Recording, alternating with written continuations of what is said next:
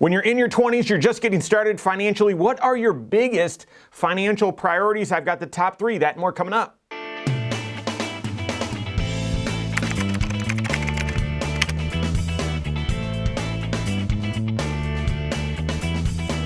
My name is Mike Bernard. I'm the host of the Wise Money Show. I'm also one of the certified financial planners right here at Korhorn Financial Group. Make sure you hit that subscribe button, turn on notifications, and smash that thumbs up button. All right, kicking off a little mini series here about per decade, by decade, what's the most important financial priority that you're facing? And they're going to build on each other, okay? We're starting in your 20s. And in your 20s, listen, it's all about getting the right first start and building the right habits, right? It's starting off strong so you can avoid a lot of mistakes, because if you make a lot of financial mistakes up front, then you've got to spend a lot of time correcting them and overcoming them in the future. It's sort of like taking a road trip and you're going on a highway and you actually you miss your exit.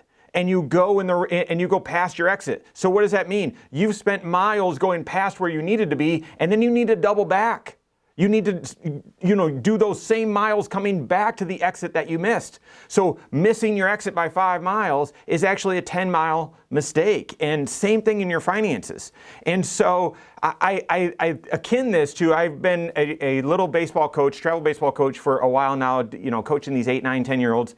And I talk about, so at that age, baseball's supposed to be fun, even in the majors. It's a game. It's a kid's game. And yet, there's a level of silliness and seriousness that needs to be infused together. And when you're in your finances in your 20s, this is a fair analogy. I tell the boys at practice, listen, I want all the fun, but I don't want to build bad habits. So for example, if you're goofing around the outfield and someone hits a bomb over your head, I don't want you taking your glove and throwing it up and trying to hit the ball, right? That's fun and you're goofing around, so it's in that spirit, but actually build the habit of actually doing that drop step and getting back and trying to catch that fly ball. Same thing in your 20s, financially. Go have all the fun.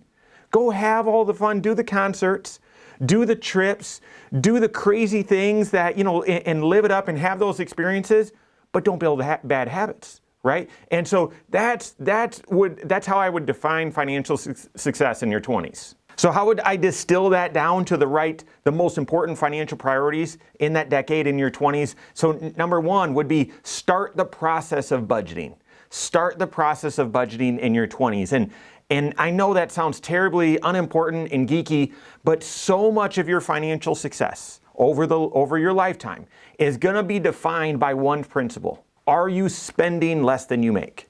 Are you spending less than you make? And budgeting is the process of actually getting involved in that and putting pen to paper or using an app or using Excel. I do Excel and then an app to make sure that happens. It's building the right financial priorities into your monthly and daily cash flow, and then sort of managing your expenses and your taste buds to ensure that you've got that right, the correct balance. So starting to budget, starting that process early, there's not a lot of financial complexity for the average 20-year-old or 25-year-old or whatever. So it's really just about starting that process and learning and getting that experience so that in the decades to come, as your finances and cash flow get more complicated, you've already run the miles. You've got the experience, you've got the learning, and you've got a budgeting system that works for you to help you reach your financial priorities, have balance between these fun experiences and sort of doing the right things financially, and ensuring that you spend less than you make. The second big financial priority right now in your 20s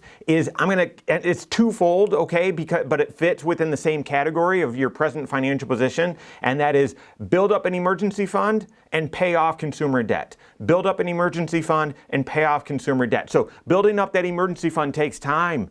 Oh, it takes time. And when you don't have a lot of income coming in, it will feel like it's going to take forever. But here's the thing. If you don't have that safety net in place, then when an emergency comes up or when a change comes up or an opportunity comes up and you don't have the cash, you're using plastic, right? And plastic is a way of, at times, going in the wrong direction or using tomorrow's money to cover bills today, which then gets you sort of chasing your tail financially, or it can.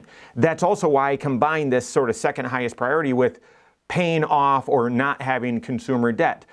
Consumer debt, it's using tomorrow's income to buy something today. We all need to build credit. Credit is your financial reputation, so it's got to be in good standing. However, accumulating a balance, having interest, and then having payments on that slows you down financially, and it slows down the progress that you can make in your financial future. Again, in your 20s, it's all about building the right habits, and I would have a habit be building up cash for emergencies and having that as a reserve, combined with not having a lot of debt today for expenses that were yesterday, right? And so using future income to cover expenses today or yesterday's expenses. So I would build up cash, and I would not have, or I would pay down consumer debt. And then the third big financial priority in your 20s is to start saving for retirement as much as you can, and at least as much enough to get a company match. Okay, so a lot is being said right there, but building the habit of saving for your financial future and investing for your future.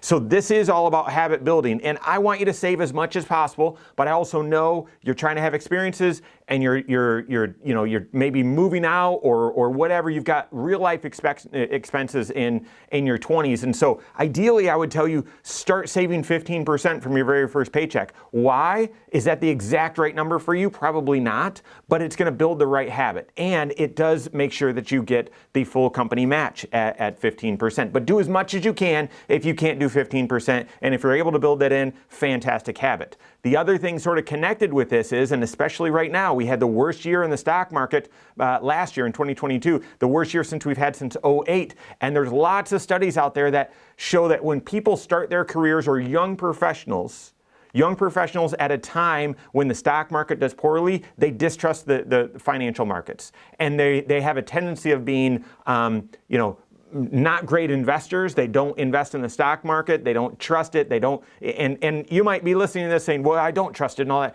Well, you have a small window. You have a small kind of sort of a view of what is really hundreds of years of stock market performance. And yes, it is volatile in the short term. And short term, yes, could be a day, week, month, quarter, year, or even a couple years. But when you expand that out over a decade, multiple decades, it's actually not as volatile as you would think, and the folks that can withstand the short-term volatility are rewarded over the long term. And the reason why I'm bringing all that preaching up right now is in your 20s, you are investing for decades. You are investing for decades. Not your little Robinhood account or your meme stocks and all that sort of stuff. You got to be careful with those. That's exciting at this time, but I'm talking about that third big financial priority is investing for your future, for retirement, so that you've got these dollars that can work the hardest for you because they're going to work the longest for you. There's so many more, but those are the top three big financial priorities when you're in your 20s. At this time,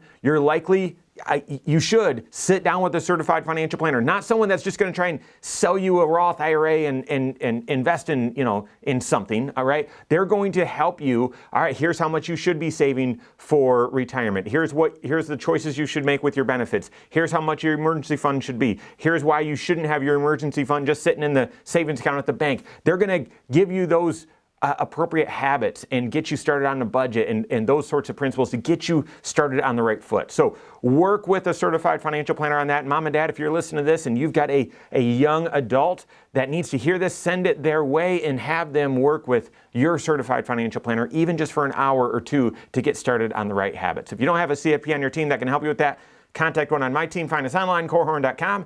That's Korhorn with K, wisemoneyshow.com. You can find us there as well, or send us an email, info@korhorn.com. All right, there you have it. Go out and take your next wise step in your financial life.